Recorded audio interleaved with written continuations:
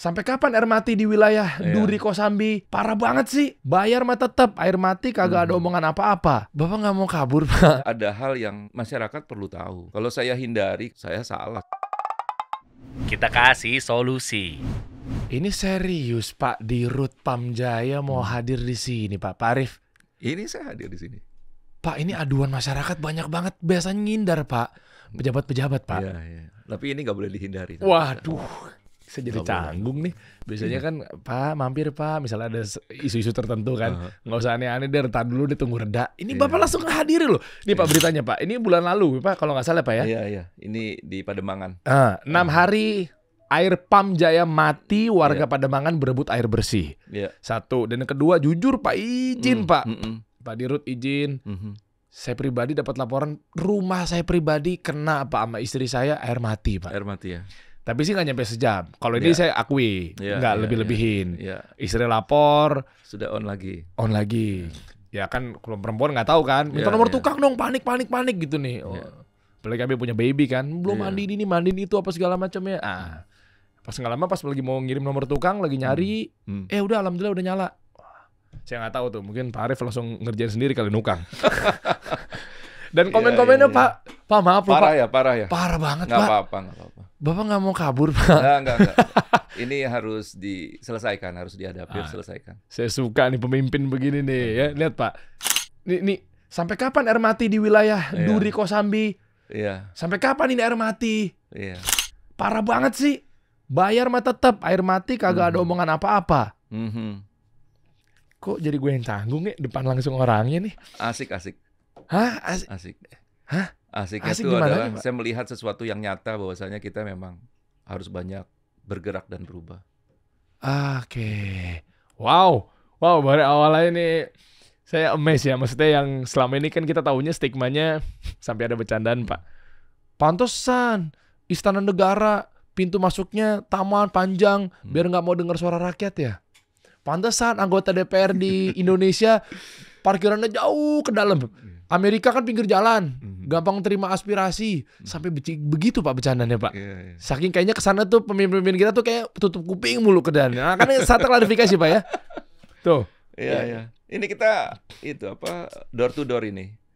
Kita datang. Makanya kenapa ini perlu disampaikan testimoni ini karena memang kita memang terus bergerak. Jadi air bersih itu nggak semudah yang saat ini dilihat sama kita semua di Jakarta. Jakarta ini terlanjur populasinya besar dengan infrastruktur yang sebenarnya harusnya didahulukan. Kita kan kota yang ex-kolonial kan gitu. Oke. Gitu. Jadi itu ada hal yang masyarakat perlu tahu. Kalau saya hindari karena saya pemimpinnya yang saat ini diamanahkan Pak Gubernur memimpin PAM terus kemudian nggak menjelaskan ke masyarakat ya saya salah, saya keluar dari tanggung jawab itu. Sementara air itu, mohon maaf nih, di agama itu masuk dalam hal yang harus diutamakan. Oh iya. Jadi kondisi ini yang nggak boleh saya hindari. Dan ini saya rasa saya akan di sini saatnya saya memang akan menjawab berbagai macam. Gitu ya. Seru nih ya, apalagi Jakarta dan sekitarnya polemik air bersih, air mati, Betul. dan seterusnya air Betul. kotor. Waduh Betul. macam-macam. Betul. Kita mulai Pak ya obrolannya Pak ya. Ayo, Mantap. ayo. Flashback dikit dong, mau tahu aja. Mm-mm.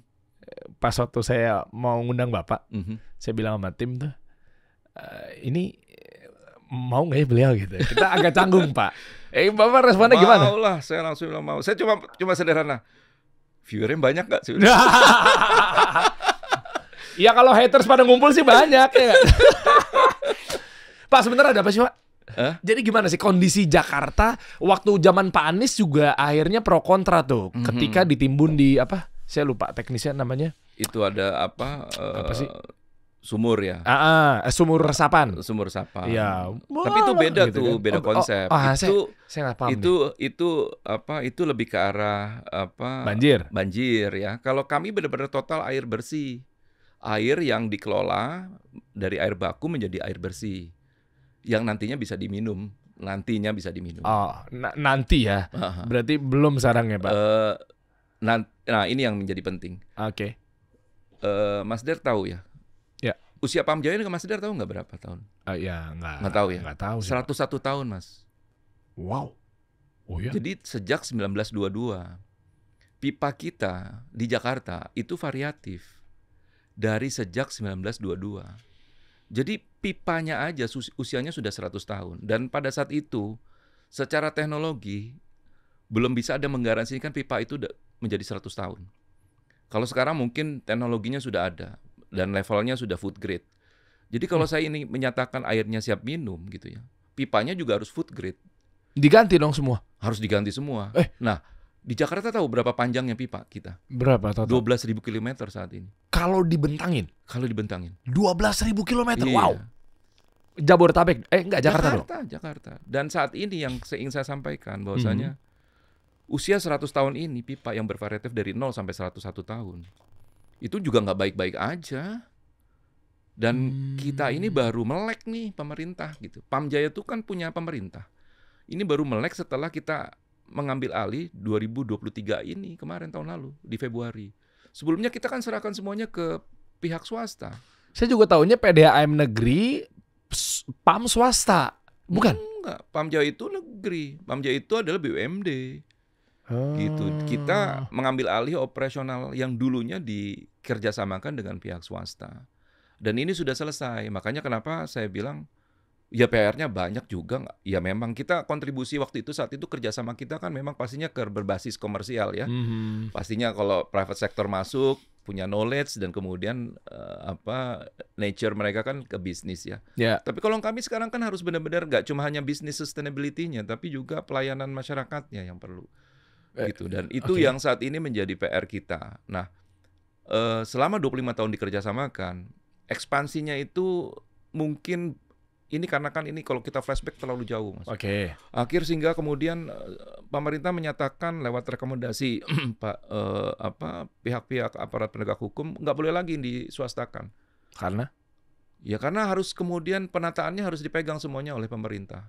Dan pemerintah punya BUMD-nya, PAM ini gitu. Nah, PAM ini yang harus sekarang bergerak. Jadi sekarang pun dengan kondisi apapun, kita juga baru melek knowledge nih. Karena kan sebelumnya kita kan cuma supervisi. Kita duduk manis, yang melakukan pelayanan itu private sector. Jadi ini bukan bagian dari mencoba untuk menghindari sebuah masalah-masalah atau permasalahan yang saat ini ada. Tapi kita ingin sampaikan ke masyarakat, kita juga dalam kondisi yang sedang bergerak, mempersiapkan sebuah grand design Jakarta tentang kebutuhan air. Apa nih? Ada hubungannya dengan nantinya Jakarta akan menjadi kota bisnis DKJ itu? Betul. Kota bisnis, kota global, nggak pernah ada yang namanya isu tentang kebutuhan air, apalagi air bersih. Air itu kan tingkat kesejahteraan martabatnya hidupnya manusia. Gitu kan. Jadi kalau misalkan kota global tapi masih bermasalah dengan air, ini kan menjadi bikin malu lah. Bikin malu lah. Itu tadi di Pademangan terus antri, terus kemudian masih ada yang pakai gerobak gitu ya. Beli air galonan gitu. Itu bukan kota, Pak. Bukan kota global. Kita tahu memang ya ini ya yang saya mau sampaikan apa adanya gitu. Kenapa saya berani datang ke sini, karena fakta ini yang sedang tidak kita juga diamkan, kita sedang kerjakan. Tapi kami butuh waktu. Saat ini saya ditargetkan oleh pemerintah, baik itu dari pemerintah pusat dan kemudian Pak Gubernur gitu ya. Rif, lo tinggal waktu 6-7 tahun ini sampai 2030 akses air bersih itu harus 100% di Jakarta. Sementara Bapak menjabat? Ya tahun lalu, 2022 lah. Di Juli. Kita ukur dulu nih. Maaf saya potong nih Pak. Biar tahu dulu nih, biar teman-teman juga paham. Soalnya kalau dalam waktu sekian tapi nyatanya lama, maaf nih Pak, saya mewakili penonton nih. Bisa jadi mungkin mereka menyatakan bahwa Anda gagal. Poinnya kan itu dulu. Betul. Nah, Anda baru masuk Pak Dirut Juli 2022. Baru banget ya? Iya. Ya kalau saya bilang baru sih enggak ya. 2 tahun kan mau waktu masuk 2 tahun ya. 2 tahun kan waktu yang untuk benahin Jakarta kan cukup baru gitu tapi loh. buat saya itu enggak excuse. Karena apa? Air sekali lagi. Itu terjadi sama saya juga. Ketika saya bangun pagi airnya nggak ada, emang terus kemudian happy saya. Kan nggak happy juga. Apalagi, mohon maaf, buat yang muslim dia perlu sholat subuh. Airnya nggak nyala gitu. Sementara kemudian kalau kita bicara air tanah, barat Jakarta sama utara Jakarta, airnya nggak bisa dipakai. Air tanahnya itu udah terkontaminasi yang nggak mungkin dipakai lagi untuk kehidupan manusia. Terus gimana cara dipakai Pak? Maksudnya? PAM harus hadir, makanya backfire pasti ke kita. Kalau kita bilang tanah Jakarta turun. Itu karena air tanahnya dieksploitasi berlebihan kan. Dan pertanyaan mereka, oke, gua nggak pakai nih eksploitasi air lagi di air tanah. PAM mana? Oh iya. Pasti kan ditanyakan PAM mana gitu. Ya PAM-nya belum hadir, gimana kita bisa menyatakan kemudian lo nggak boleh pakai air tanah ya? Kan nggak bisa. Bentar, PAM-nya nggak hadir tuh maksudnya selama ini mereka pakai apa? Ya pakai air tanah berarti kan. Tapi ketika masyarakat pakai air tanah dan mengeksploitasi berlebihan, banjir. Karena kan turun, air itu kan membran bumi. Ini maksud saya. Jadi permukaan tanah di Jakarta itu turun. Makanya tadi saya sampaikan, Jakarta tuh kayak mangkok, Mas. Mangkok tuh gimana? Jadi nggak semuanya rata tanah itu. Dan itu ada, kalau dalam manajemen air, itu ada sebuah manajemen tekanan air. Kalau kemudian Mas di bawah, di kondisi rumah yang lokasinya ternyata di bawah dari level air laut gitu. Jakarta tuh di level air laut tuh udah par loh. Ada yang par. Bahkan ada yang di rob itu terjadi kan karena di bawah air laut, makanya air lautnya masuk. Intrusinya kan terjadi. Maksud saya dengan kondisi ini, dengan pipa yang berusia, manajemen tekanan air itu harus dibuat. Nah itu kenapa tiba-tiba air bisa mati. Oke, nah ini penyebabnya apa Pak? Saya awam sekali Pak. Saya pernah kena korban. Pademangan 6 hari mati, komen-komennya parah, selalu mayoritas itu jawabannya mati. Boleh tahu teknisnya nggak Pak? Biar warga tahu nih. Sebelum teknis saya jelaskan dulu. Oke. Jakarta punya 13 sungai. Tapi sumber air baku kita, mungkin masyarakat belum tahu, itu nggak dari 13 sungai Jakarta loh. Ya, terus? Kalau 13 sungai Jakarta kita sedot airnya untuk kita olah menjadi air bersih, kering sungainya. Ekologi akan menjadi isu. Kita tuh mengandalkan air dari luar Jakarta. 82% air kita itu dari Jatiluhur. Bendungan Jatiluhur. Ini fakta. Oh, oke. Orang bilang kok Jakarta bisa banjir, airnya kenapa nggak lo proses? Memang nggak semudah itu juga. Sekali sedot air kita itu bukannya sedikit ya. Kebutuhan kita per detik saat ini Jakarta harusnya 32.000 LPS. LPS itu apa Pak? Liter per second. Oh oke. Jadi per detik itu. Jadi dengan kondisi sekarang ini, sumber air kita belum, sumber air baku ya, itu belum memenuhi populasi yang saat ini kita punya di Jakarta. Dan ketika saya sampaikan dengan kondisi air baku yang belum siap, makanya terjadi ada yang kurang air, ada yang kemudian karena pipanya kemudian sudah tua, bocor, gitu ya. Air kotor itu nggak mungkin terjadi di kita. Karena kita diawasi oleh Dinas SDA dari Pempros, Kementerian SDA, kemudian di PUPR gitu ya. Itu dicek semua Permenkes, Permendagri.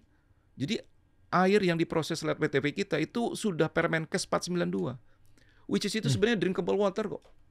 Oh ya? WTP kita itu udah drinkable water.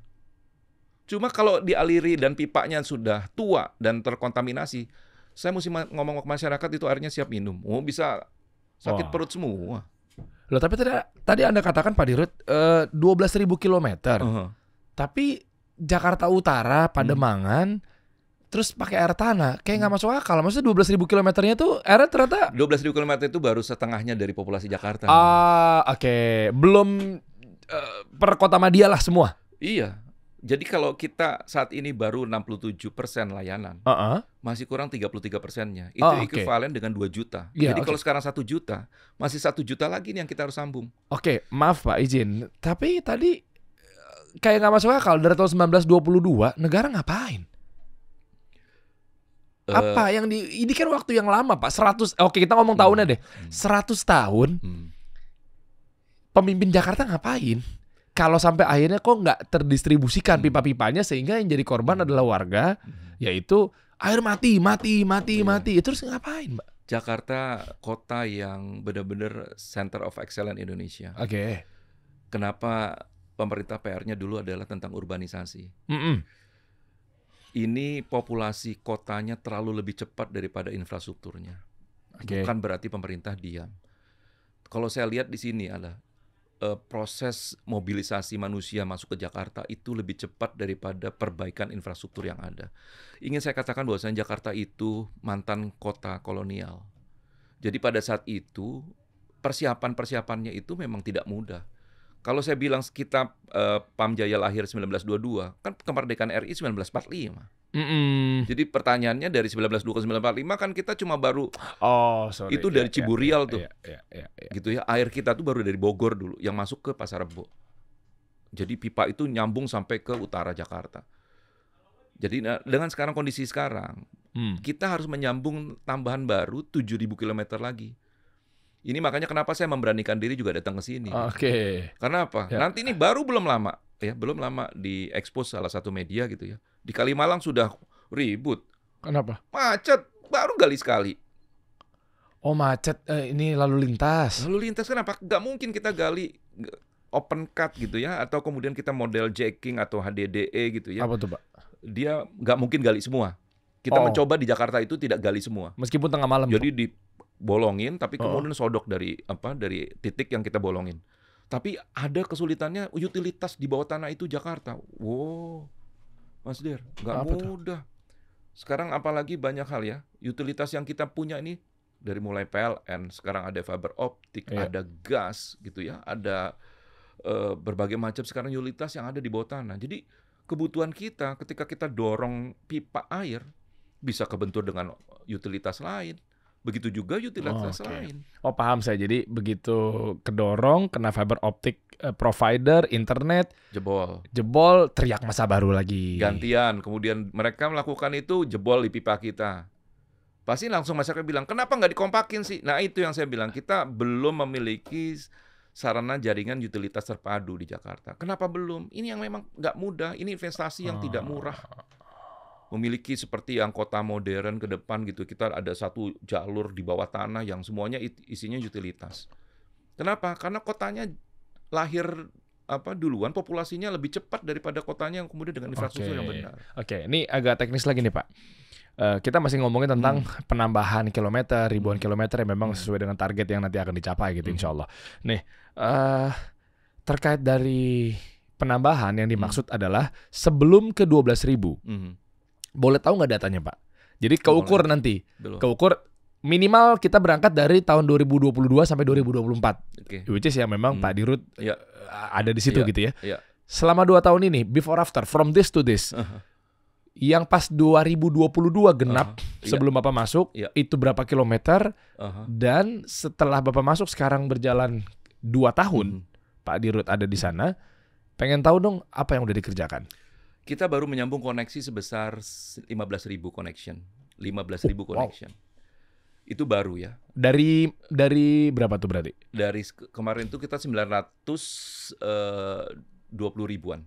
Terakhir. Ya. Kemudian saat ini kita sudah ada di 934 ribu. Oke. Dan panjangnya variatif sebenarnya dengan pipanya. Dan pertanyaannya gini, sumbernya tidak nambah, tapi koneksinya nambah. Akan terjadi kanibalis gak? Oh iya? Iya. Paham, Sir. Gila, pelik juga ya. Pelik. Pertanyaannya berarti PR-nya. Berarti sumber air kan? Bikin baru lagi lah. Bikin baru kan gak mudah. Saya tarik lagi dari Jatiluhur. Ini kita tuh sudah sama Kementerian PUPR sama pemerintah pusat. Itu gak diem Mas. Ini barusan saya juga ketemu meeting sama Pak Gubernur, Pak Menteri. Gitu. Tadi sebelum bahas ini. Sebelum kesini? Dan ini sudah dikerjakan besok nanti di Oktober 2024 gitu ya. Insya Allah COD akan ada di COD itu maksudnya air dari Jatiluhur itu mulai masuk. Pipanya udah sampai di sekitar Sentra Timur di Pondokopi, daerah Pondokopi situ. Dan kita saat ini sudah 2024 ya, sudah 19.000 tuh sambungan di sana. Yang akan kita sambung gitu ya. Jadi kalau air dari luarnya nggak masuk, kita ambil. Terus kali balik lagi dari air yang saat ini kita punya. Nggak mungkin kan, pasti yang nanti ada tempat area yang kemudian mereka airnya bisa putus kalau kita nggak ambil lagi air dari luar. Dan itu yang menjadi PR kita. Kenapa? Yang kedua, kita punya kebocoran itu setengahnya lebih. Kok bisa ya pipa di Jakarta bocor? Ya usianya dari 0 sampai 100 tahun Mas. Dan bocor itu nggak bocor ke atas yang masyarakat bilang. Kalau bocor dibenerin dong. Bocornya bocor halus Mas. Air nggak dipakai, air pipa nggak dipakai. Itu resapan airnya itu rembes. Karena pipa dulu itu masih berjenis kayak PVC, asbes. Di Pondok Indah aja pipanya asbes Mas. Hah? Terus kalau air pipanya nggak dipakai gitu ya sama masyarakat, tebaliknya gitu. Oh ya nggak dipakai nggak keluar, iya orang nggak dipakai, dia pakainya air tanah terus. Akhirnya kan kemudian lama tuh airnya tergenang di pipa. Ya rembes Mas, hilang. Tapi ke sensor nggak, ke detect nggak itu ada di mana rembesnya? Teknologi kita sudah canggih. Kalau bocornya bocor halus itu nggak kedeteksi. Padahal kita tuh pakai suara, pakai detectable gitu, sensor. Nggak kedetek? Ya kan bawah ini ada yang sampai 12 meter kita. di bawah tanah. Penanggulangannya gimana? Eh, Solusinya? Kita staging. Kita sedang melakukan juga Bertahap ya? inventoring Hmm. terhadap usia pipa yang saat ini kita punya. Kita sudah pakai GIS gitu ya, pakai peta Jakartawan, kita koordinasi dengan juga pemerintah DKI, dan kita deteksi, mengopnam usia-usia pipa di setiap area. Tapi saat ini kalau kemudian saya langsung bongkar semuanya, emang nggak macet, Mas. Oh iya macet, karena kan pasti ada perbaikan jalan. Nah, itu yang salah satunya. Kenapa? Makanya kita kalau untuk yang pipa bocor, kita datangnya dari bottom up. Kita mulai dari area yang paling kita kotakan namanya DMA gitu ya. Dia apa, Pak? DMA itu distrik yang memang kita kotakan area untuk kita monitor manajemennya, airnya. Oke. Nah, dari situ kita kemudian mendeteksi ini kebocorannya berapa besar.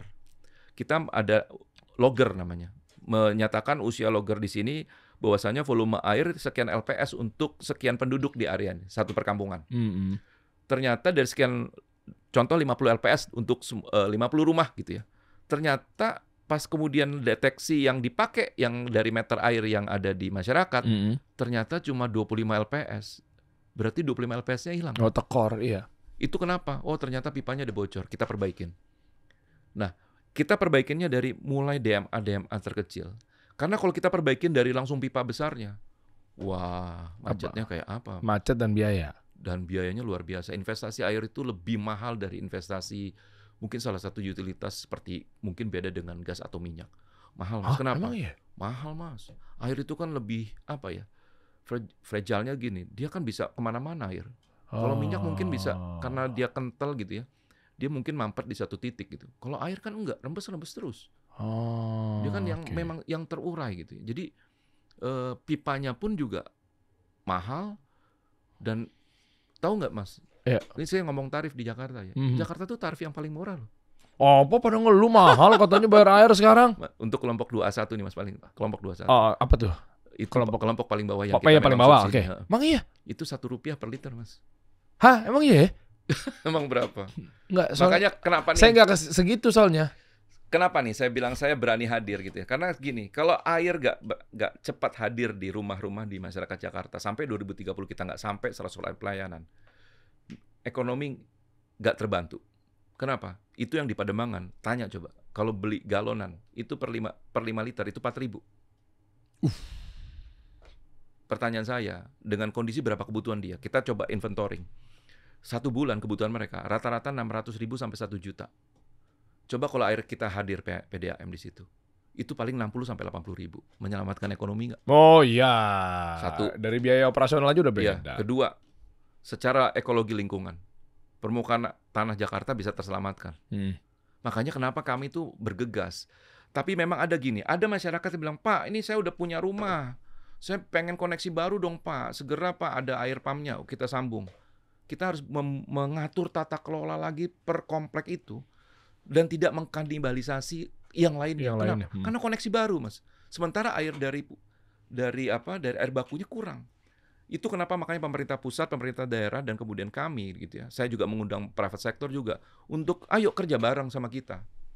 Dan ini target kita sampai 2030 gitu ya. Jadi pemerintah pusat sudah memberikan izin boleh ambil air dari Jatiluhur dan kemudian melakukan investasi APBN, masuklah kemudian ke Jatiluhur lewat kemudian sentra timur di Bekasi, kemudian kita masuk lewat di situ Pondokopi. Air Jatiluhur masuk. Dari barat Jakarta akan masuk dari Karian. Ini tadi sedang dibahas meeting Mas, untuk melakukan percepatan. Dan saya sampaikan kepada Pak Menteri dan Pak Gubernur, Pak, kalau di timur Jakarta kita sudah lebih dulu, Oktober ini kita bisa deliver mulai dari sekian LPS staging gitu ya Pak.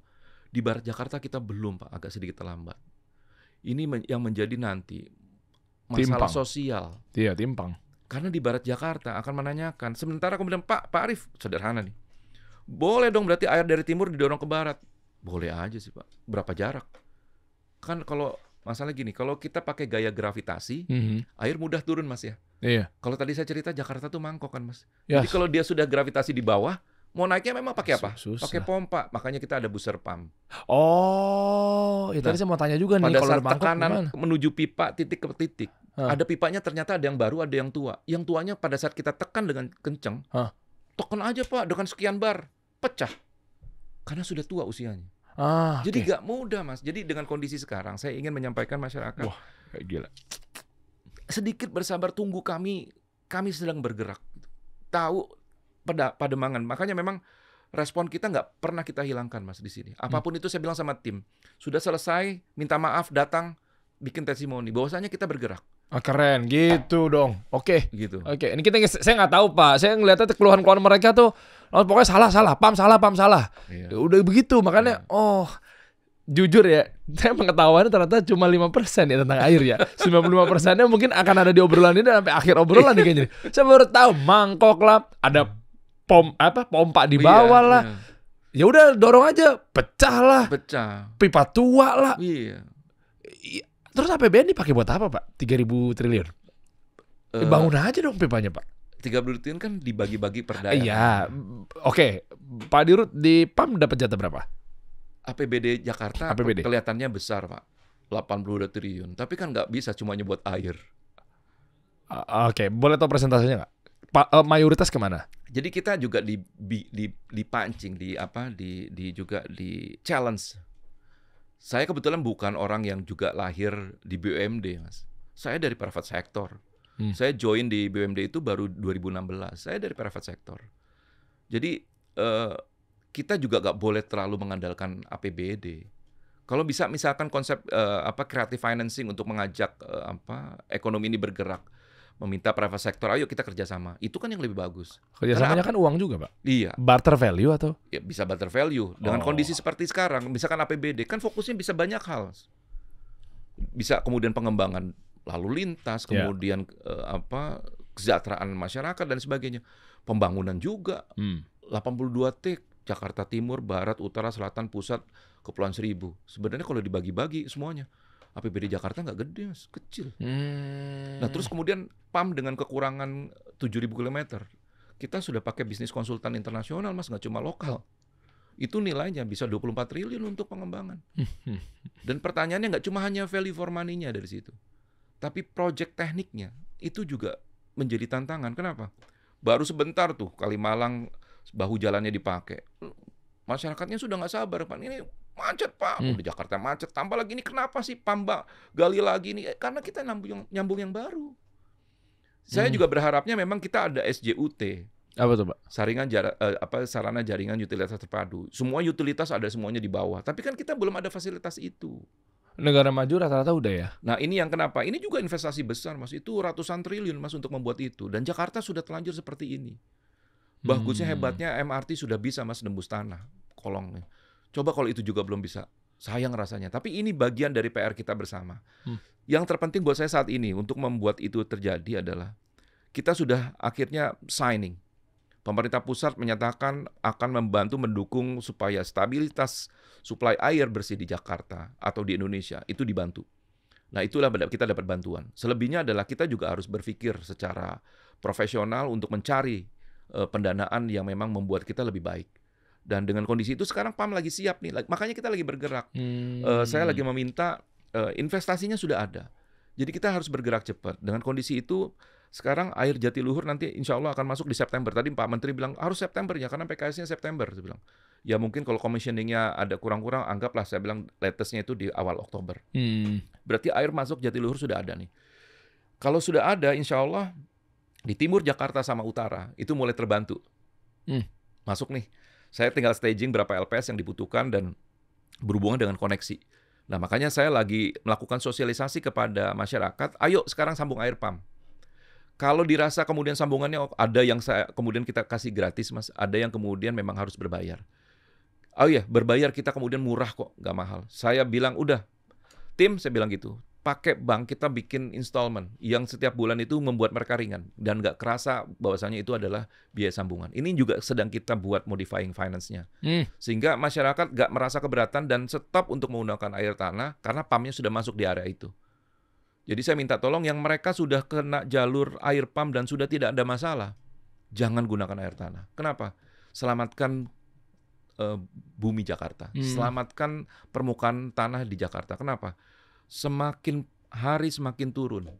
Dan itu efeknya kepada utara Jakarta, barat Jakarta yang pinggir pantai. Mas udah turun ke lapangan, saya turun ke lapangan, saya orang lapangan Mas. Itu Apa? kesian Mas, banjir.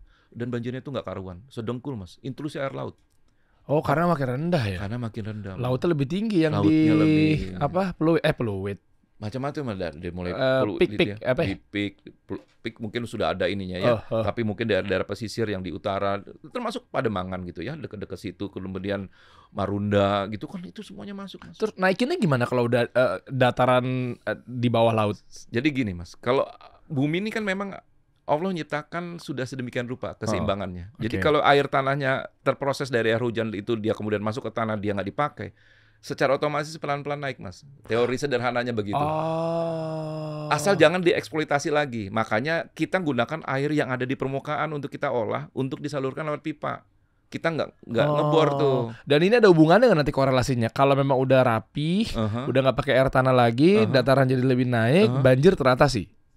Insya Allah begitu Mas. Bisa ke situ ya? Teorinya begitu. Karena kan Anda bilang kan banjir nanti paling respon dari pemimpin terkait yang lagi bertugas, ya kan Jakarta rendah kan, itu terus tuh dijadikan alasan. Which is ya udah, terima kasih atas alasannya gitu ya, jawabannya. Tapi kalau tadi saya cermati, artinya masih bisa naik dong. Masih Mas.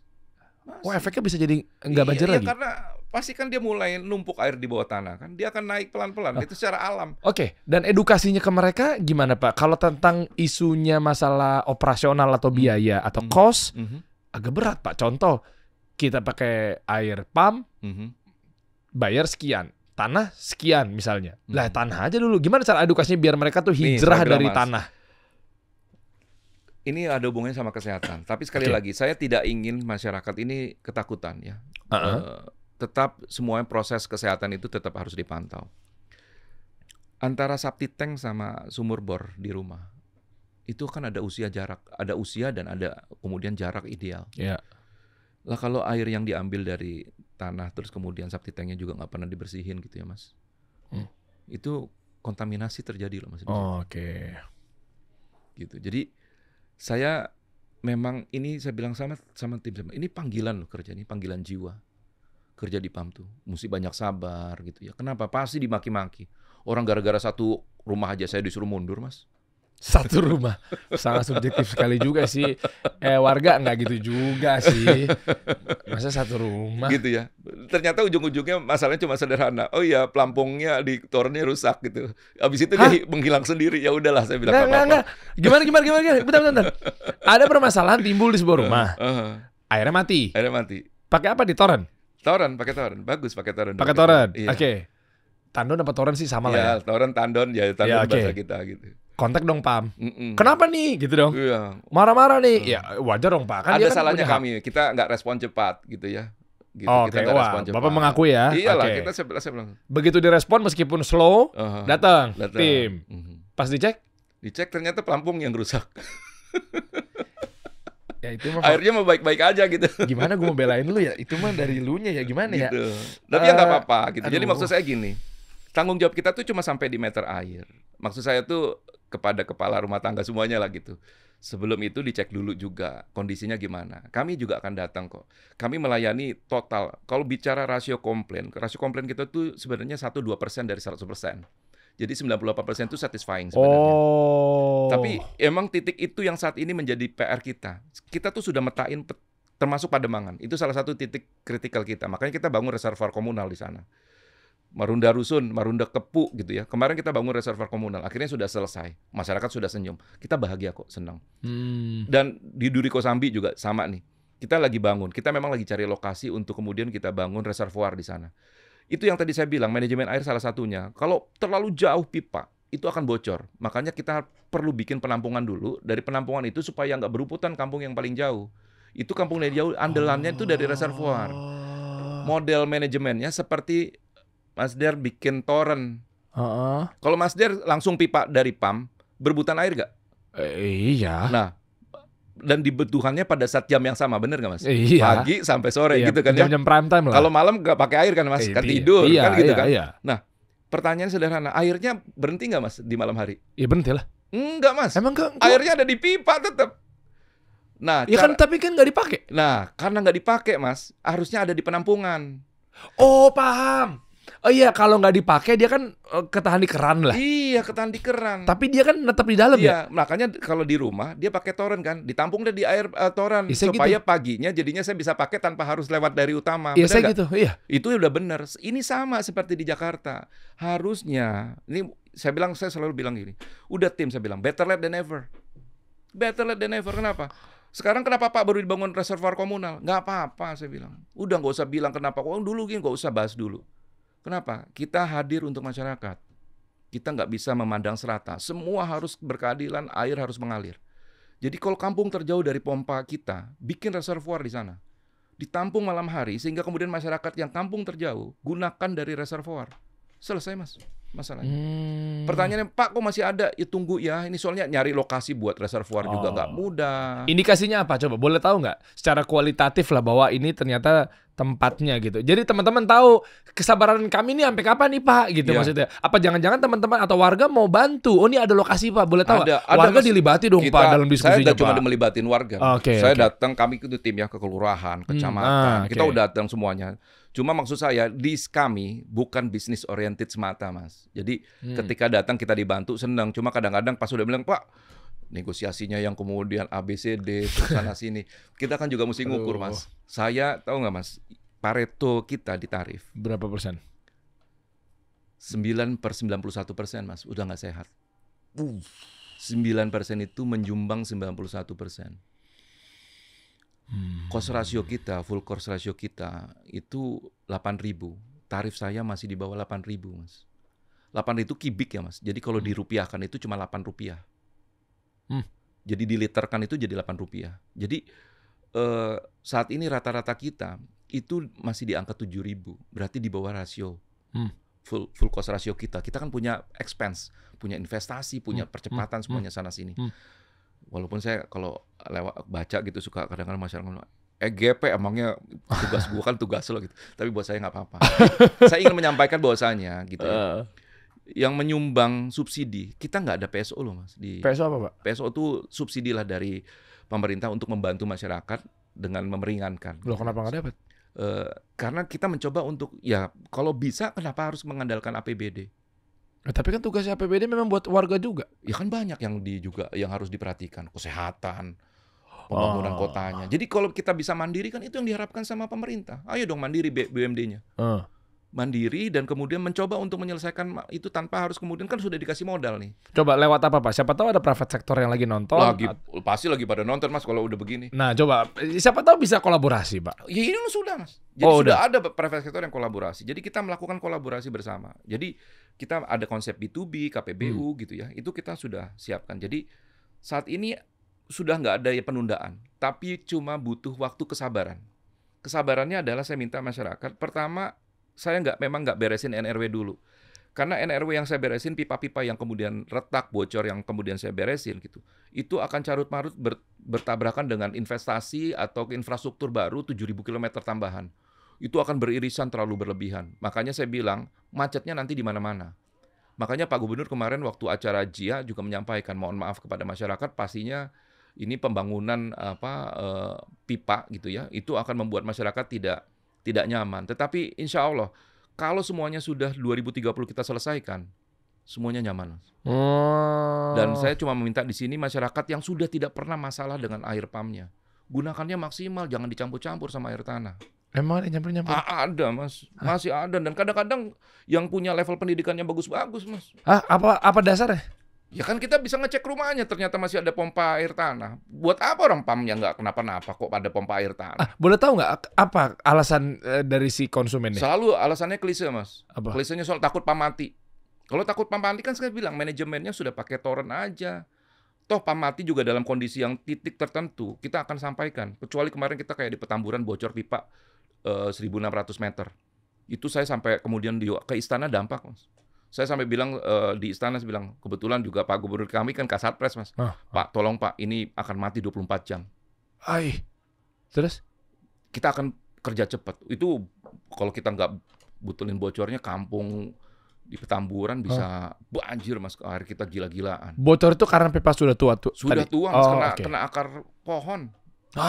Jadi alam ini juga nggak kemudian juga dalam kondisi yang terjadi sebuah proses-proses secara alam tuh juga ada. Bocor itu bisa karena akar pohon yang kuat.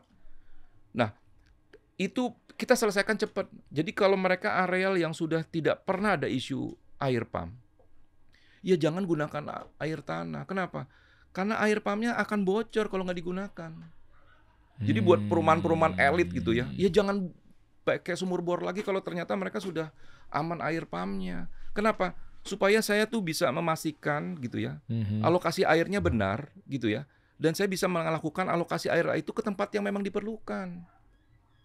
Jangan sampai nih setiap kotak ego sektoral ini kemudian makanya kita melakukan ini Mas, apresiasi kepada mereka kemarin.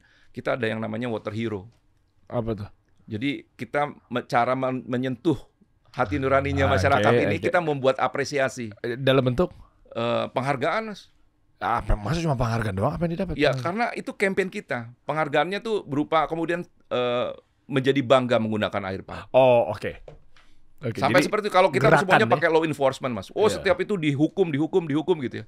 Rasanya mungkin masih kurang efektif ya Mas. Dengan dibawa mereka untuk kemudian bangga menggunakan air, itu akan diekspos. Dan mereka akan bilang, oh ya air tanah stop nih. Sehingga kemudian saya di satu areal, misalkan industrial gitu. Oh ya air pumpnya butuhnya 500 LPS. Ya udah berarti batas 500 LPS ini. Kecuali mereka mau nambah.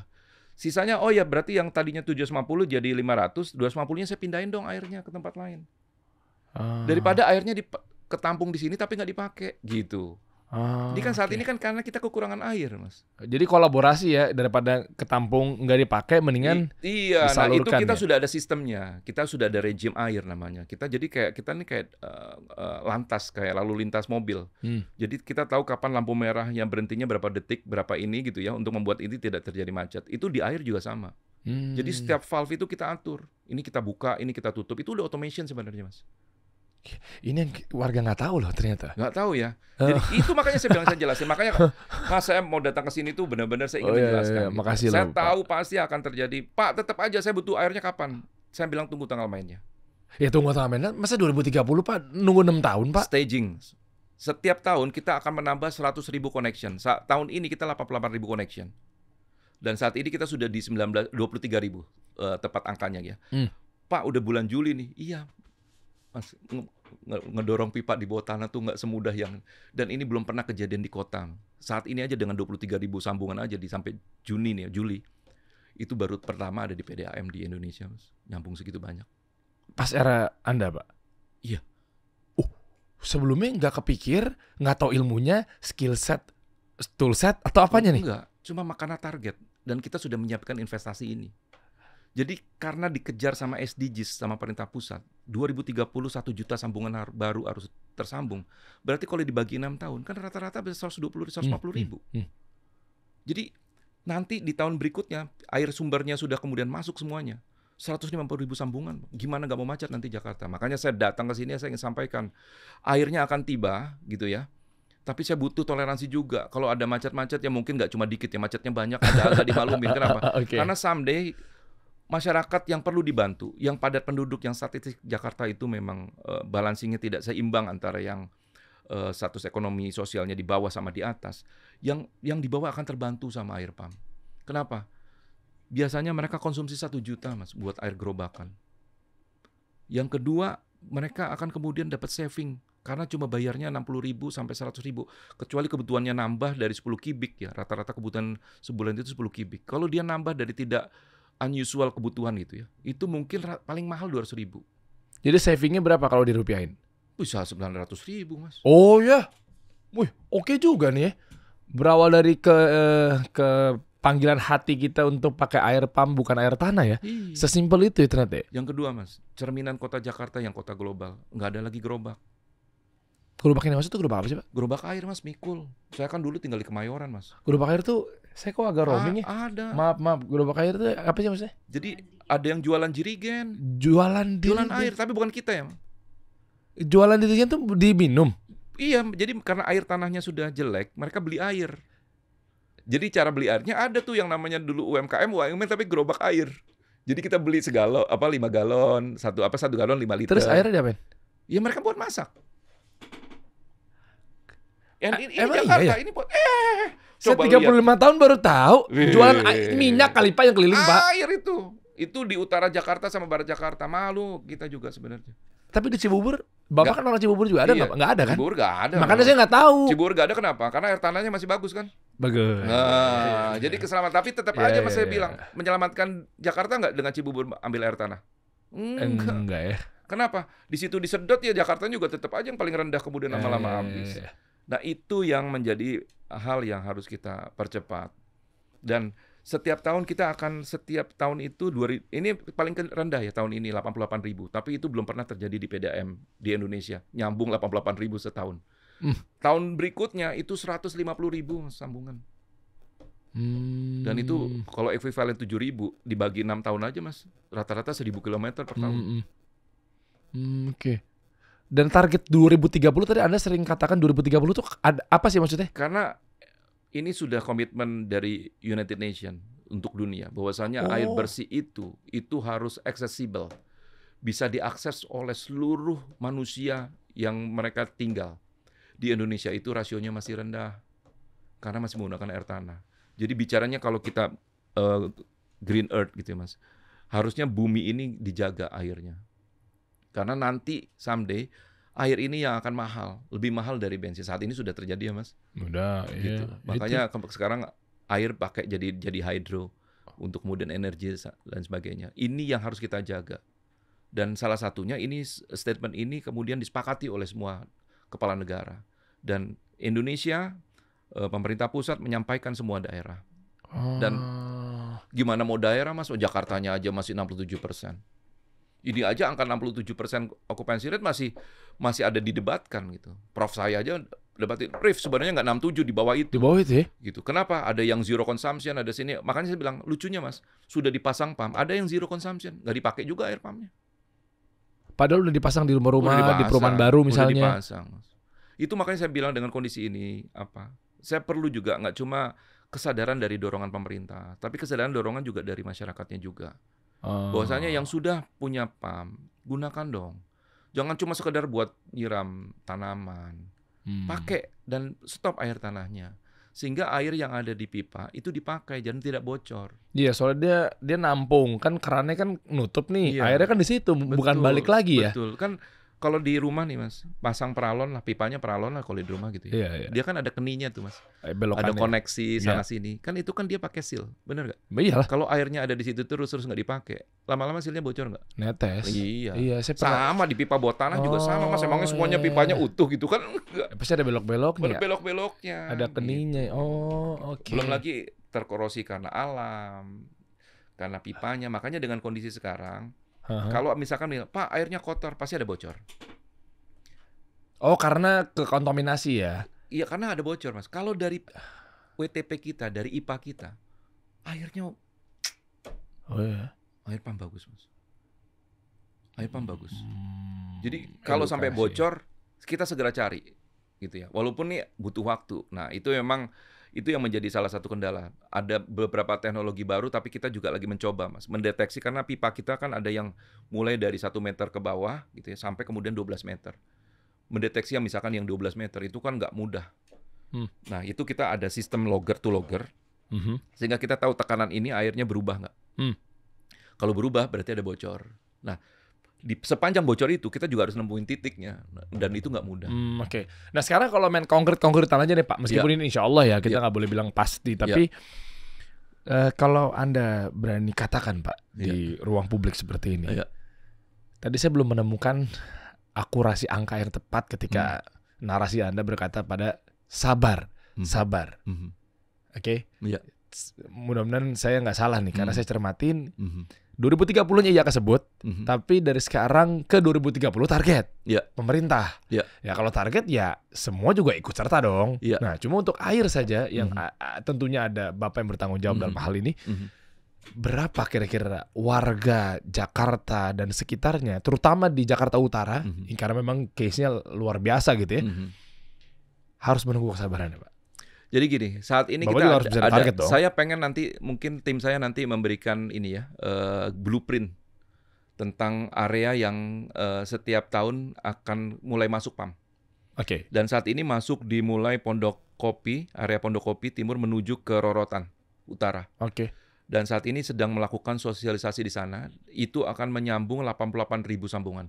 88 sambungan rumah itu berarti itu kalau mau dikalikan secara itu rumah landed house gitu. Di luar apartemen ya. Apartemen itu kita agak sulit ngitungnya. Tapi itu tetap dihitungnya 1 titik.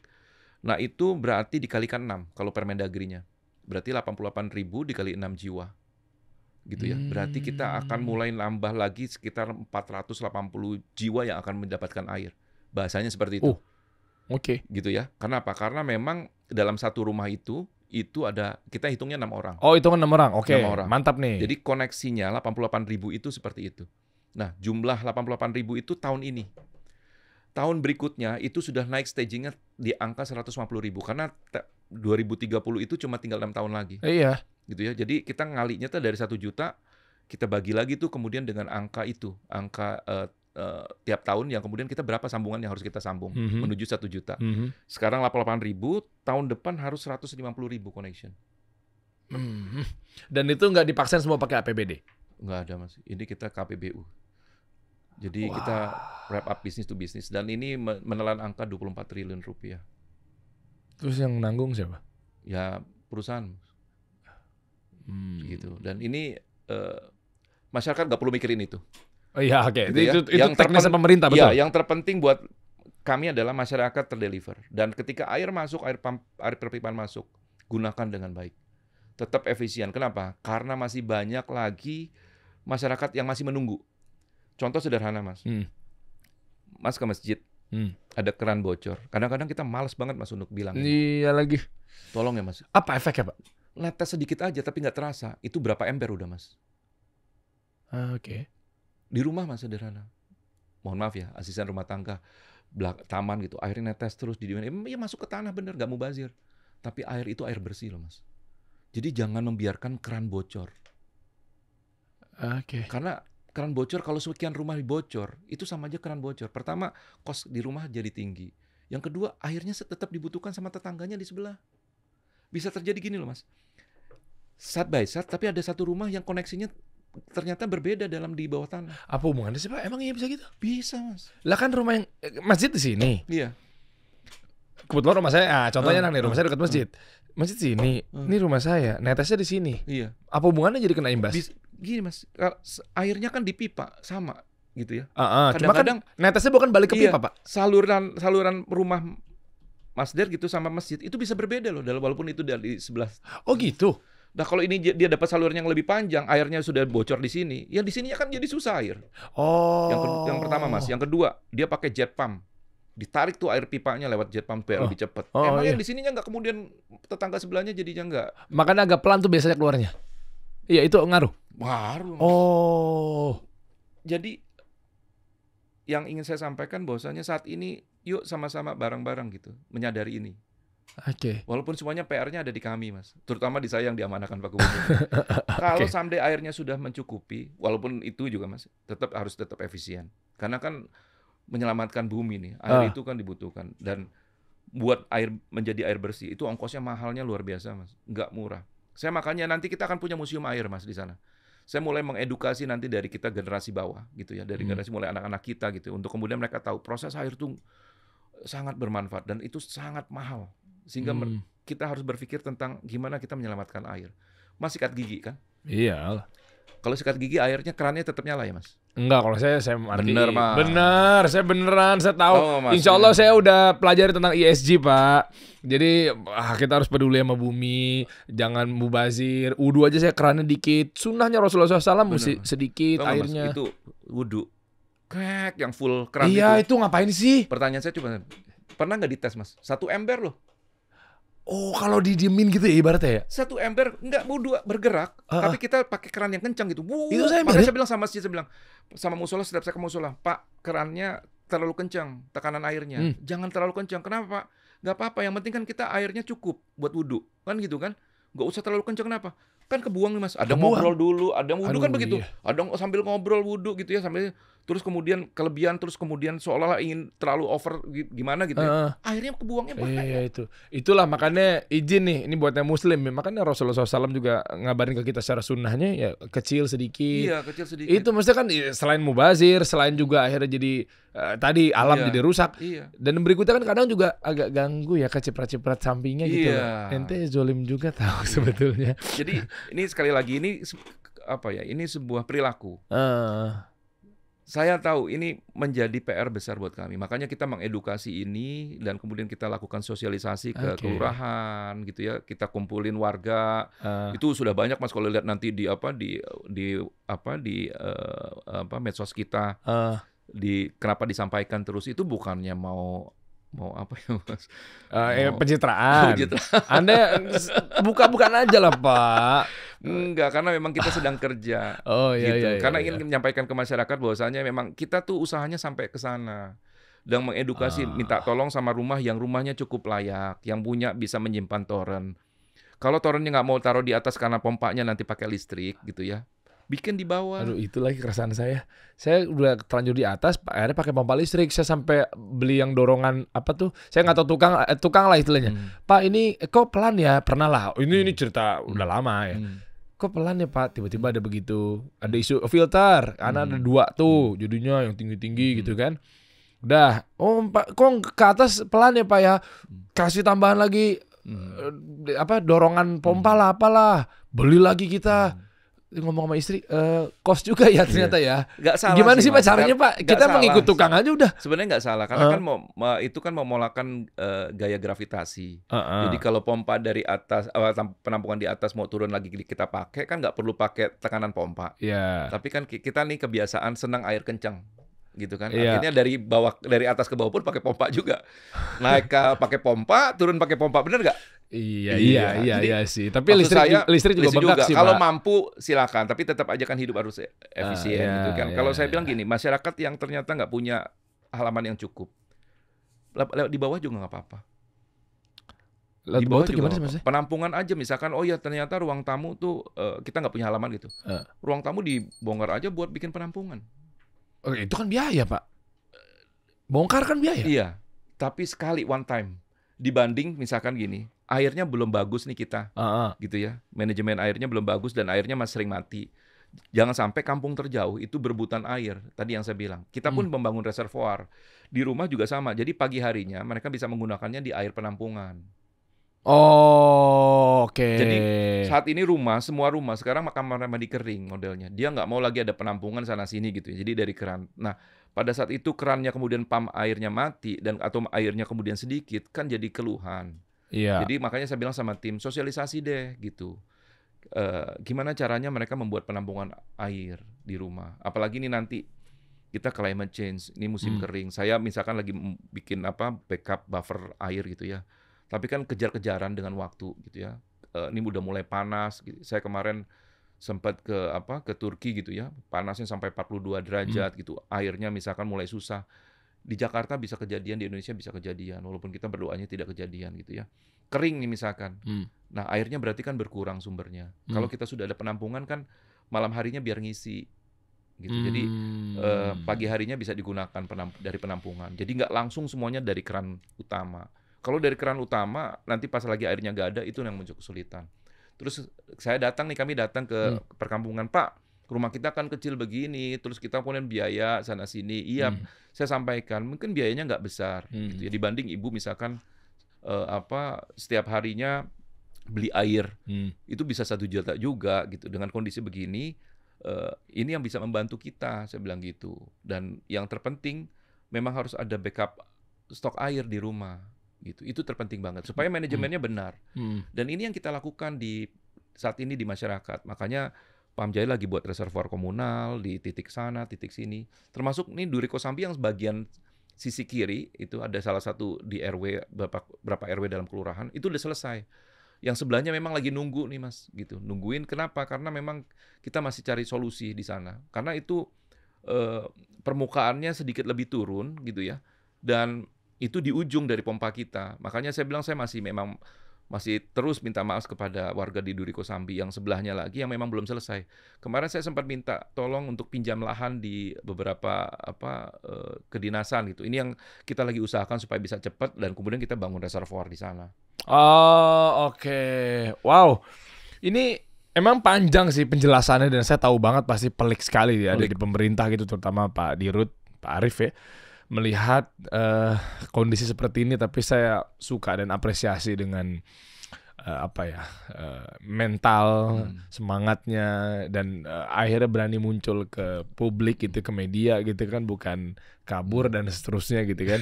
ya artinya maksudnya kan biar sebenarnya warga saya atau warga kita semua lah tahu gitu. Ya penonton saya gitu ya tahu juga gitu, ternyata emang sepelik ini kondisinya. Betul, mereka juga punya hak Pak. Ketika air mati mereka komplain. Pasti. Gitu kan. Nah cuma kan yang mau saya coba agregasikan di antara pemerintah dan warga, ya tugasnya media lah di situ lah ya, menjadi media yang positif, informan dan seterusnya. Sehingga tahu, oh ternyata keluhan ini betul diakui juga sama pemerintah, dalam hal ini adalah Pamjaya gitu ya. Tapi begini loh alasannya. Nah dan penjelasan ini kan nggak mungkin dijawab via komen berapa karakter sama kakak-kakak yang luar biasa ini gitu ibaratnya, dan kawan-kawan yang di kantor gitu Pak ya. Saya sebenarnya gini, kita kan ada layanan konsumen ya, 1500-223 gitu ya. Juga medsos kita. Saya juga minta sama tim, coba diakumulate deh setiap komplain itu supaya kemudian kita bisa respon cepat gitu ya. Karena saya selalu ingatkan sama tim saya, rasakan mereka seperti kita juga merasakan ketika kita nggak ada air di rumah. Jadi saya minta, tapi saat ini tim saya tuh sudah mungkin nggak 24 jam kerja Mas. Mungkin nggak pernah ada liburnya kita kerja. Sabtu Minggu pun buat kita ketika itu ada komplain kita selesaikan di hari itu juga. Memang yang menjadi masalah ketika kemudian kita datang, ternyata memang misalkan pipanya bocor. Itu yang perlu waktu untuk mendeteksi yang di mana yang bocornya. Bocor pipa itu nggak selalu airnya ke atas Mas. Kan muncratnya ke atas Pak? Enggak Mas. Terus gimana? Bisa di bawah. Di bawah terus Kalau di bawah kemudian banjir, enggak Mas. Bocornya halus sehingga kemudian airnya tuh mengalirnya biasa aja gitu dengan tekanan biasa, tapi kita nggak bisa mendeteksi. Itu yang kemudian menjadi kesulitan berhari-hari kita tuh mencari bocornya di mana. Bukan nggak kerja. Kalau airnya kotor Mas, itu berarti ada akar pohon yang nembus di pipa itu. Dan pasti itu airnya hitam, kenapa? Karena ya pasti kotoran masuk ke situ semua. Tapi kalau masyarakat ingin berkunjung nih ke IPA kita, berkunjung deh. Kan kita terbuka untuk umum gitu. Yang penting semuanya safety-nya dilakukan gitu, karena di sana ada chemical-nya. Jadi bisa melihat keluar air kita tuh dari WTP kita tuh bersih nggak sih? Itu Permenkes 492 Mas. Oh ada aturannya. Ada aturannya Mas. Ada undang-undangnya ya. Makanya kenapa waktu itu saya pernah komen gitu, Pak ini air kenapa bau kaporit? Saya bilang saya senang kalau bau kaporit. Berarti pipanya nggak bocor, saya bilang gitu. Lah kok senang kan kaporit? Kita sudah kaporit itu atau klor itu kan ada yang titik gramasi yang memang bisa diterima, ditoleransikan sesuai dengan Permenkes Mas. Dan ketika itu masih ada sedikit bau, saya cuma menggambarkan berarti pipa dari saya menuju ke rumah Bapak itu berarti nggak ada masalah. Bocor. Oke. Jadi bagus nggak? Ya kalau memang mau buat dimasak, mau buat minum ya dimasak dulu, kan pasti akan hilang. Nah yang terpenting adalah kenapa itu masih ada bau kayak kaporit tapi nggak seperti kayak kolam renang gitu ya. Iya. Saya happy berarti. Happy-nya di situ berarti pipa saya nggak bocor nih. Kalau kemudian tidak berbau sama sekali, saya kemudian kita ada labnya. Ngecek pertama airnya tetap dengan keruh nggak. Kalau misalkan nggak keruh, masih aman. Tapi efek chemicalnya sudah hilang karena pipanya panjang sampai menuju ke rumah. Tapi kalau kemudian udah mulai keruh, berarti menuju ke rumah itu berarti ada bocor. Nah kalau sampai kemudian Pak ini airnya keluar cacing, itu udah pasti bocor total. Perlu diketemukan titiknya. Emang ada air keluar cacing? Ada Mas. Serius? Serius. Ngeri banget. Keluar cacing ada. Apa warna apa? Cacing tanah. Cacing tanah panjang cacing gitu. Tanah, iya. Cacing.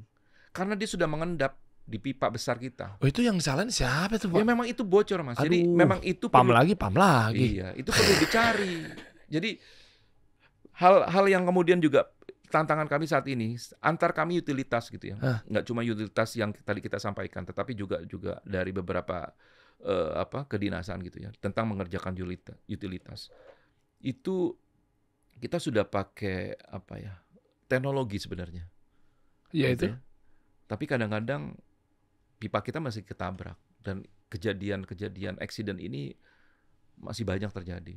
pipanya bocor. Akhirnya ketika bocor pasti terganggu konsumen layanannya. Bocor nggak selalu dari akar Nggak ya? selalu dari Ke alam. pacul gitu Ke apa? pacul, Bisa juga kena ya? beko. Aduh, saya nangis deh udah kalau kena beko. Aduh ya Allah. Beko itu apa sih? Itu yang ngerok itu loh Pak. Oh, Kalau ada iya. pembangunan dia nggak lihat-lihat lagi ternyata ada pipa air. Padahal kita ada sudah sampaikan di GIS kita gitu ya. Ini ada hati-hati ada pipa. Hati-hati ngeruknya. Terus Jadi berarti kan- Bapak nyerang siapa? Pak Basuki Ya dong? nggak gitu juga. Oh, nggak gitu juga ya? Ya udah kita selesaikan. Cuma Kenapa gue jadi buntur-bunturin pejabat? cuma masalahnya adalah ketika itu kejadian Oh. gitu ya. Pasti berdampak kepada konsumen. Yang pasti dikomplainnya pasti PAM. Ini kenapa nih airnya mati gitu. Jadi itu yang ketika perbaikan Oke. itu nggak mudah gitu. Pipa misalkan 1.600 bocor, perbaikannya nggak mudah. Wow, dahsyat ya. Baiklah, saya jadi tahu edukasinya luar biasa nih, Pak Dirut. Terima kasih. Sekedar masyarakat tahu ya, Mas. Iya, itu Sekedar dulu. masyarakat tahu. Nanti kan Sekedar masyarakat kita tahu. update lagi menuju Saya ke tetap sana. bilang, pasti saya akan bilang, saya nggak mau ngomong-ngomong basi di sini. Target saya diminta sama pemerintah, sama Pak Gubernur, 2030 saya harus selesai. Apapun kendalanya itu, walaupun saat ini kita menemukan banyak challenging ya. Tapi kami semangatnya adalah 2030 dari semangatnya selesai. Masya Allah. Dan tapi Bapak berarti gimana sih hitungan tahunnya kalau di Rut Pamjaya nih? Oh, kalau kita kerja ada kontrak kerjanya per Bapak periodenya sampai kapan? 4 tahun sekali. Berarti 2026. Ya. Tapi buat saya yang kita akan berikan ada legacy. Jadi blueprint yang benar sehingga kemudian siapapun yang meneruskan, misalkan saya tergantikan, blueprintnya sudah jelas. Oke, tapi ini hitungannya kayak eksekutif atau legislatif nggak ada 4 tahun?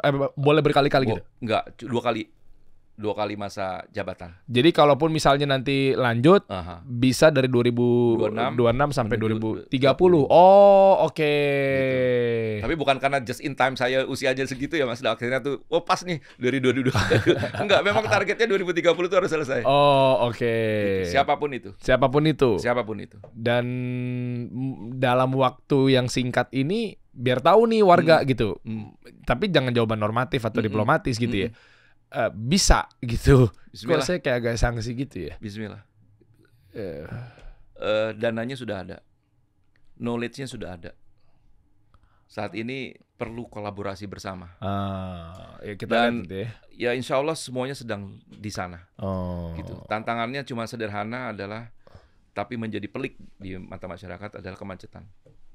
Jadi udah tinggal satu obstacle, cuma satu, tantangannya pasti macet. Macet. Kemarin saya sempat ngobrol salah satu tokoh bangsa lah gitu ya.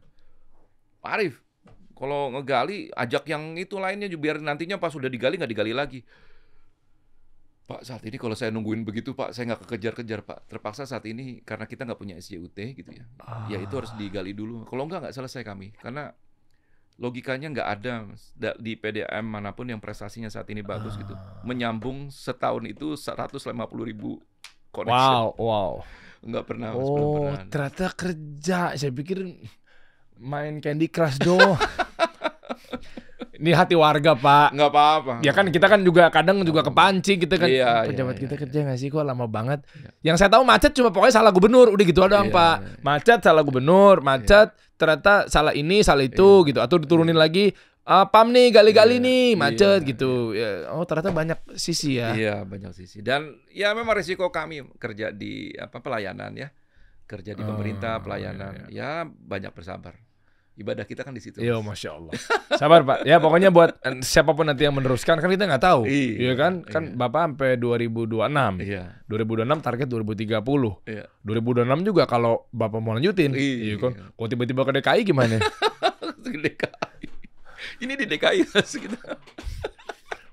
DKJ Masih sekarang. kaku aja ngobrol sama jurnalis kan kita tahu info. DKJ Pak. Mas, DKJ. Ah, DKJ. Ya, DKJ. Pasangan siapa Pak nanti? Nature saya orang operation Mas, orang kerja. Nggak ngurusin DKI ya. Nggak ngurusin lah, ngapain deh. Kerja saya eksekutor. Saya lebih banyak di lapangan daripada ke arah-arah yang ilmunya nggak sanggup saya. Masya Allah. Kita doakan saja ternyata pemimpin-pemimpin kita luar biasa. Jangan selalu melulu bahwa kayak nggak ada kerjanya ini itu dan ini kan kompleksitasnya tinggi sekali. Jadi biar clear masalahnya Pak. Dan Mas saya cuma bilang, Iya, gimana Pak? Jangan mentoleransi Kang Ambi. Nggak apa-apa kok. Nggak apa-apa. Tetap kritik kami atau tetap komplain memang kalau memang itu belum selesai. Nggak berarti saya menjelaskan ini meminta toleransi bahwasanya itu harus diterima. Enggak. Oke. Gitu ya. Karena apa? Karena memang saya tahu air ini kebutuhan dasar. Ya. Jadi memang saya minta sama tim juga, jangan pernah lelah melihat itu. Ada, Mas, kalau saya WA itu jam 2 malam, Mas. Ada kebocoran pun jam 2 malam, tim juga masih bergerak untuk kemudian, siapa Dirut? Kita besok pagi lakukan. Anytime di WA itu. Mungkin tanya aja sama tim semuanya. Saya nggak bohong. Oke. Saya nggak bohong, Mas. Jadi saya apresiasi juga sama tim saya. Nggak diem mereka semuanya, Mas. Mereka benar-benar, Pak Dirut ini laporkan. Pagi sudah dilaporkan, pagi sudah datang. Kalau sampai kemudian ada yang slow respon gitu ya, atau saya minta maaf, mungkin ada domisili yang nggak ketemu atau apa. Tapi tolong sampaikan lagi sekali lagi gitu. Saya memang sebenarnya nggak bisa feedback setiap saat, tapi setiap komplain saya nggak mungkin nggak feedbacknya nggak langsung kemudian saya harus jawab. Oh iya, segera ini saya ambil kemudian saya minta disegera selesaikan. Minimal mobil tangki datang. Kemarin juga di DPRD di komisi C sampai jam 12 malam kami. Wow. Saya digoreng di situ di Barat Jakarta Air memang. Tapi saya sudah sampaikan blueprintnya bapak-bapak. Saya bilang Dewan. Ini kita memang ada kondisi begini gitu ya. Kalau kemudian air tangkinya belum datang, coba nanti saya cek gitu ya. Karena kita maunya semuanya dengan adanya emergency itu air tangki datang. Teknologi kita sudah sangat luar biasa sebenarnya. Waduk Pluit itu kita punya mobile WTP. Jadi kalau in emergency ada hal yang force major, air kali pun juga bisa kita proses untuk jadi air bersih. Oh ya? Iya. Ya sepanjang sumber airnya ada kita bisa proses itu. Jadi sekali lagi kalau masih ada masyarakat yang masih juga memang perlu masih belum direspon sama kami, nggak apa-apa. Nomor handphone saya aja bisa diakses semua orang kok. Siapa yang nggak tahu. Oke. Gitu. Tapi waktu di Depok, waktu kebakaran nggak nyampe airnya, Pak? Oh, di Depok kan bukan areal kita. Oh, bukan ya. Tapi itu masalah PAM juga nggak sih? Bukan ya? PDAM Depok. Oh, enggak, yang kebakaran itu. Oh, itu alat dari damkarnya ya? Iya, PDAM Depok itu. Oh, bukan itu dari PAM. tapi teman-teman juga. Kita berkomunikasi antar PDAM kok. Antar PDAM kita berkomunikasi. Ada perpamsinya juga, ada asosiasinya lah. Siap. Jadi bisa saling bantu. Terima kasih Pak Dirut sudah mampir, udah ngasih penjelasan semua biar kita juga jadinya nggak ambigu, nggak tuduh sana, fitnah sana, giring opini sana, giring opini sini, biar kita lebih tentram lah cara berwarga negara gitu kan. Sister juga, saya mewakili teman-teman sebenarnya keresahannya, makanya saya agak tajam juga sebetulnya gitu. Saya pengen tahu juga, mudah-mudahan nanti 2030 jangan terlalu dari 2030-nya Pak, dalam waktu 2 tahun kali macet-macet dikit. Lah. Gak apa-apa ya.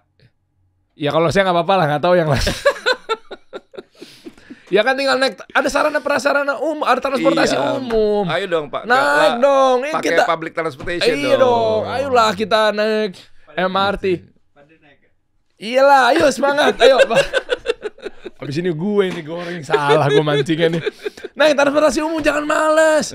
Ya kan Pak Gubernur Jakarta yang sebelumnya lagi udah ngasih transportasi publik gitu loh, kok nggak dipakai? Nah, mobil lagi, ngakal-ngakalin ganjil genap lah plat mobilnya. Parah Pak, kasih tahu Pak. Pengalaman pribadi.